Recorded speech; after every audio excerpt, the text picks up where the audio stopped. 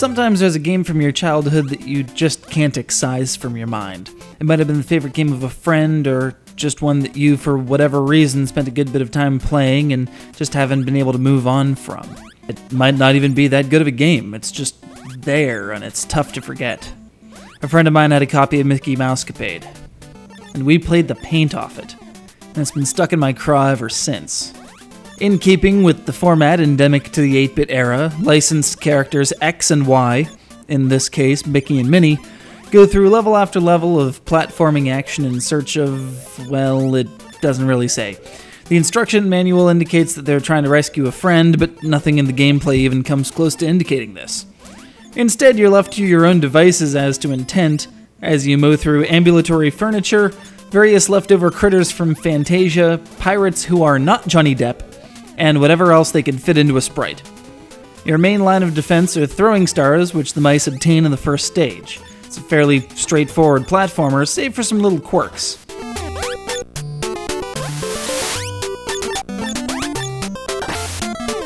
First off, Minnie follows you wherever you go, whether or not that's a good idea. When you jump a chasm, and there are plenty of chasms to jump, you have to make sure you've made it by plenty because she's following 3 steps behind and might not make it. And if she goes down, Mickey does too. It's kind of like a pain-in-the-ass version of Ice Climbers. Adding to the frustration is the requirement that your 2 mice advance to the next screen together, which can take some tricky jumping in the platform-heavy castle stage. Not only that, but she has a propensity toward being kidnapped by some blessed owl-looking thing, and you have to find an invisible key and succeed in a guessing game in order to get her back. There's a 1 in 4 chance you'll find her, right? Don't trust it. That 1 in 4 chance took me 8 or 9 tries to actually succeed. So, what's the point? Well, she's invincible. Damage is only registered on Mickey, so if you can make her climb a ladder just right, you can punk out a couple of the boss battles with a cheap trick. It's like giving Tails a gun. Kind of her only saving grace, really. There's not really much to say about this game, except that it's a licensed platformer from 1988 that manages to be at least moderately playable, which is more than many games can say. The most significant element of this game, rather, is the precedent it set. Though Mickey Mousecapade was developed by Hudson Soft, it was published in the US by Capcom. Disney and Capcom hit it off immediately.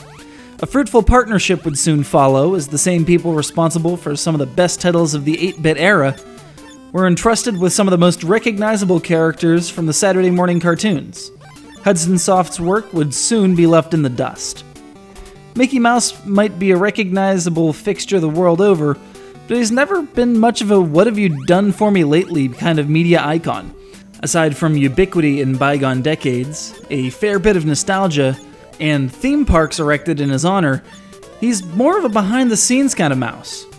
His resurgence with Epic Mickey and the Kingdom Hearts series aside, back in the late 80s and early 90s, there were much more lucrative Disney properties to leverage into the gaming world.